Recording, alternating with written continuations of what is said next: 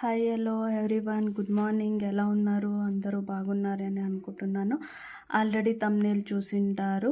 ఈరోజు home made dhoop స్టిక్ని ఎలా ready చేయాలో నేను ఈ వీడియోలో చెప్తాను. ఇక్కడ నేను బంతిపూలు, చామంతి అండ్ రోజ్ తీసుకున్నాను. నేను ఇవి ఫ్రెష్ ఫ్లవర్స్ని పెటల్స్ అన్ని తీసేసి డ్రై చేసేసాను. నేను దేవుడికి వాడిన పువ్వులు నేను తీసుకోలేదు, ఎందుకంటే దేవుడికి వాడిన మళ్ళీ దేవుడికి పెట్టడం నాకు అంత ఏమో బాగా అనిపించదు. అందుకనే కొత్తగా ఫ్లవర్స్ కొనుక్కొని వచ్చి డ్రై చేసి బాగా డ్రై అయిన తర్వాత నేను మిక్సీ జార్కి వేసి దీన్ని ఫైన్ పౌడర్లా చేసుకుంటున్నాను. ఇలా ఫైన్ పౌడర్ అయిన తర్వాత ఒక ప్లేట్లోకి ట్రాన్స్ఫర్ చేసుకోవాలి. ఇవి ట్రాన్స్ఫర్ చేసుకున్న తర్వాత బాగా చేతితోటి కలుపుకోవాలి, ఎందుకంటే సపరేట్గా ఫ్లవర్స్ ఉంటాయి కాబట్టి అంత బాగా మిక్స్ అవ్వాలి. కాబట్టి నేను అన్నీ మిక్సీకి వేసిన తర్వాత బాగా కొద్దిగా చేతితోటి కలుపుతున్నాను. అయిన తర్వాత మిక్సీ జార్లో తెల్ల ఆవాలు కొద్దిగా తీసుకోండి, ఎందుకంటే స్మెల్ అంత ఇది ఉండదు ఇది, అందుకని. అయిన తర్వాత 10 to 15 కర్పూరం తీసుకున్నాను నేను. 2 పిడికెళ్ళు సాంబ్రాణి ఉంటుంది కదా, అది తీసుకోవాలి. కర్పూరం మరి సాంబ్రాణి క్వాంటిటీ ఎక్కువ తీసుకోండి, స్మెల్ బాగుంటుంది. క్వాంటిటీ మాత్రం తక్కువ చేయకూడదు, ఇది ఫ్లవర్స్ కన్నా క్వాంటిటీ కొద్దిగా ఎక్కువ ఉండాలి ఇది. అండ్ ఇవిని వేసి ఫైన్ పౌడర్లా చేసుకోవాలి. ఇక్కడ చూపిస్తున్నాను కదా అలా.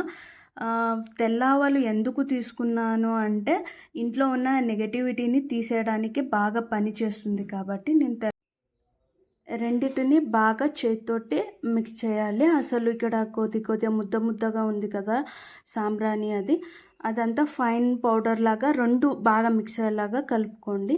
ఇందులో 1 టీ స్పూన్ అంటే 1 టీ స్పూనే మీరు నెయ్యి తీసుకోవాలి. అండ్ 1 టీ స్పూన్ వచ్చేసి ఆవు పంచకం అంటారు కదా, దాన్ని వేసి బాగా చేతితోటి కలుపుకోవాలి. ఇక్కడ మీకు వీడియోలో చూపిస్తున్నాను కదా, అలా వేసి చేతితోటి బాగా కలుపుకోవాలి. అండ్ కొంతమంది అడుగుతారు, మిక్సీ జార్ స్మెల్ అవ్వదా సాంబ్రాణి కర్పూరం వేసారని. పర్లేదు, దాన్ని బాగా నీట్గా కొద్దిగా వాటర్ లెమన్ జ్యూస్ వేసేసి బాగా కడిగితే స్మెల్ పోతుంది, అంత స్మెల్ ఏం అవ్వదు. నేను ట్రై చేసేసాను. అండ్ ఇందులో కొద్దిగా నీళ్లు పోసుకుంటూ మెత్తగా అంటే ఒక ముద్దలాగా చేసుకోవాలి. ఒకేసారి మీరు నీళ్ళు వేసేసారంటే మళ్ళీ మనకు ఆల్టర్నేట్ ఏమీ ఉండదు వేసుకోవడానికి ఇందులో. అందుకని కొద్దిగా చూసుకుంటూ ఇట్లా చేతితోటి ఇట్లా పట్టుకుంటే ముద్దలాగా అవుతుంది కదా, ఆ కన్సిస్టెన్సీ వచ్చేంత వరకు అంటే మనకు తెలిసిపోతుంది వాటర్ ఎక్కువైందా తక్కువైందా అని. చూసుకుంటూ నీళ్ళు వేసుకుంటూ చేసుకోవాలి.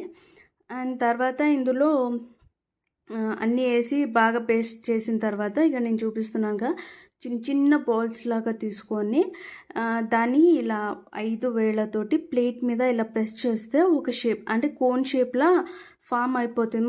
మనం కష్టపడాల్సిన అవసరమే లేదు. ఇలా పెట్టేసి ఇలా కొద్దిగా పైకి ఇలా వేళ్ళతోటి ఇలా అంటుంటే ఆటోమేటిక్గా కోన్ షేప్లో అది ఫామ్ అయిపోతుంది. గట్టిగా ఉండదు, మెత్తగానే ఉంటుంది కాబట్టి ఈజీగానే అయిపోతుంది. ఇక్కడ నేను చూపించాను కదా, ఇలాగే అన్ని స్టిక్స్ని రెడీ చేసుకున్నాను.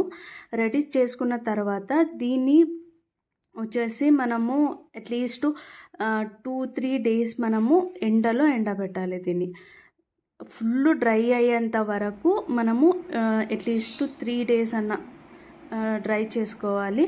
చేసుకున్న తర్వాతనే మీరు దాన్ని ఒక బాక్స్లో స్టోరేజ్ చేసుకోవడానికి వీలవుతుంది.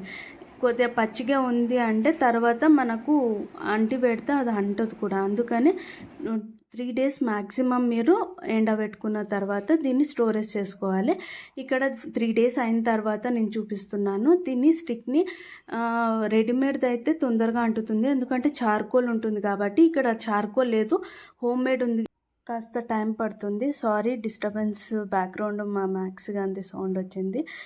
అండ్ తర్వాత ఇది బాగా అంటిన తర్వాత ఇక్కడ నేను అంటే ధూపంది పొగ వస్తుందా లేదా అని కూడా కొంతమంది డౌట్ ఉంటుంది హోమ్ మేడ్ది, అది కూడా చూపిస్తా. కొద్దిగా బ్యాక్గ్రౌండ్ వైట్ ఉంది కానీ కనిపిస్తుంది చూడండి. ఇక్కడ అంటే బ్యాక్గ్రౌండ్ వైట్ ఉన్నందుకు అంతలా కనిపించట్లేదు, మీకు కనిపిస్తుందని అనుకుంటున్నాను. నా వీడియో కనుక నచ్చితే లైక్, షేర్, సబ్స్క్రైబ్ చేయడం మర్చిపోవద్దండి. అండ్ మీకు ఎలాంటి వీడియోస్ కావాలో నాకు కమెంట్స్లో కమెంట్ చేయండి. Thank you.